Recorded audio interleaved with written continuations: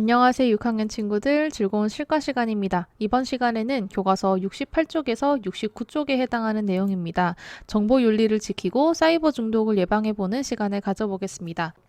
우리 지난 시간에는 창의적인 제품을 만드는 과정에서 실행하기와 평가하기 단계를 거쳐서 직접 제품을 만들어 보았었죠. 그 중에서 우리가 이 내용은 한 번 더 짚고 넘어가야 될 것 같습니다. 평가하기 단계인데요. 우리가 실행하기에서 작품을 만들고 그냥 끝내는 것이 아니라 어떠한 기준을 가진 평가를 통해서 내가 만든 제품이 정말 잘 만들어진 것인지를 스스로 평가하는 것이 중요하다고 했었습니다. 이때 기능성, 창의성, 실용성, 경제성, 신미성 등을 고려하는 것이 조금 더 구체적으로 작품을 평가하는 방법이라고 했었습니다. 그리고 또 여러분들이 제품을 만들 때에도 이 기능성, 창의성, 실용성, 경제성, 신미성을 고려해서 만들면 완성도 높은 제품을 만들 수가 있을 것입니다. 자, 그렇다면 이번 시간 본격적으로 들어가 볼 텐데요. 우리 한국을 굉장히 강타했었던 랜섬웨어 혹시 아시나요? 이 랜섬웨어는요, 갑자기 내 컴퓨터를 켰을 때 내 중요한 파일들이 전부 암호화가 되어서 더 이상 접근할 수가 없어요. 암호화를 풀기 위해서는 얼마 정도를 이 해커에게 보내줘야 합니다. 굉장히 무섭죠. 여러분들이 컴퓨터를 켰는데 이런 창이 딱 뜬다고 생각을 해보세요. 나의 모든 파일이 암호화가 된다니. 그래서 이렇게 랜섬웨어 걸린 사람들이 그래서 이렇게 랜섬웨어에 걸린 사람들이 어떻게 보관하는가 이렇게 질문을 하는데요. 근데 이게 돈을 지불한다고 해서 100% 보관이 보장되는 것이 아닙니다. 이렇게 무서운 랜섬웨어. 최근에도 미국의 최대 송유관, 즉 이제 기름을 보내는 그런 관이 있는데요. 그 업체가 랜섬웨어 공격으로 마비가 되어서 유가 폭등이 우려된다고 합니다. 즉 기름값이 엄청 오를까봐 걱정이 될 만큼 랜섬웨어 공격으로 송유관이 마비가 되었다고 하네요. 자, 이처럼 사이버 공간에서는 굉장히 불편한 경험도 있을 것이고 불쾌한 일도 일어나긴 합니다. 여러분들은 혹시 사이버 공간에서 불편하거나 불쾌했던 경험이 있나요? 아마도 게임을 할 때, 어몽어스를 할 때 사람들이 대화를 하다가 갑자기 욕설을 하는 경우도 있을 것이고요. 그리고 이 랜섬웨어처럼 바이러스가 걸려서 내 중요한 문서들이 전부 사라지는 경우도 있을 것입니다. 자, 이번 시간에는 그에 대해서 한번 배워보도록 하겠습니다.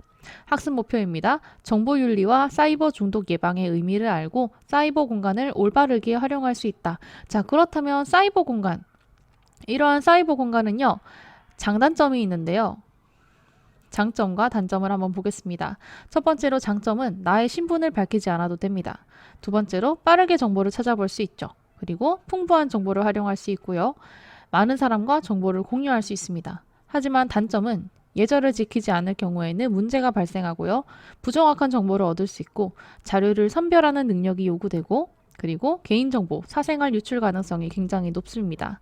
자, 이러한 사이버 공간에서 우리는 이러한 단점을 보완하고 장점을 가지고 조금 효과적으로 사이버 공간을 활용하기 위해서 정보 윤리가 필요합니다. 그렇다면 정보 윤리가 무엇인지 한번 볼게요. 정보 윤리라는 것은 정보 사회를 살아가는 사회 구성원으로서 갖추어야 할 예절과 행동 양식이 바로 정보 윤리입니다. 자, 이 정보 윤리는요, 네 가지 기본 정신이 있는데 바로 존중, 책임, 정의, 해악, 금지입니다. 자, 이 네 가지 정신 한번 차근히 보도록 하겠습니다. 첫 번째, 존중입니다. 존중은 눈에 보이지 않더라도 상대방의 실체나 견해를 적극적으로 존중하는 자세가 바로 존중입니다. 여러분들 사이버 공간에서 사람들과 직접 면대면으로 만나지 않잖아요. 그러다 보면은 내 앞에 사람이 안 보이기 때문에 조금 그 사람을 무시한다거나 배려하지 못하는 행동을 조금 더 쉽게 합니다. 그렇기 때문에 눈에 보이지 않는 상대방이더라도 어딘가에 존재하는 인간이기 때문에 그 사람의 실체와 견해를 적극적으로 존중하는 자세가 필요합니다. 자, 정보윤리 두 번째입니다. 두 번째는 책임인데요. 여러분들이 아무래도 사이버 공간에 있으면은 공동체 의식이 조금 더 약하게 느껴지기 때문에 책임을 덜 지는 경우가 있어요. 그래서 악플을 달더라도 조금 더 가볍게 달게 되는 것이죠. 그래서 책임은 현실 세계보다 더 높은 책임의식을 가지는 것이 좋습니다. 세 번째 기본 정신입니다. 정의인데요. 모든 인간의 기본 자유를 보장하고 능력 차이만큼 적합한 보상을 해야 됩니다. 사이버 공간이라고 해서 인간 대 인간으로 대우를 해주지 않고 그런 거는 정보윤리에 어긋나는 거겠죠. 그렇기 때문에 사이버 공간일지라도 모든 인간의 기본 자유를 보장하는 것이 중요합니다. 마지막으로 해악 금지인데요. 사이버 성폭력이나 크래킹, 바이러스 유포 같은 타인에게 해를 끼치는 행위는 지양하는 것이 정보윤리의 기본 정신에 해당한다고 할 수가 있겠죠. 자, 이렇게 정보윤리, 존중, 책임, 정의, 해악 금지 기본 정신을 알아보았는데요. 여러분들이 생각하는 정보윤리는 무엇이 있는지 한번 이 영상에 댓글로 남겨주시기 바랍니다. 이번 시간 스스로 과제입니다.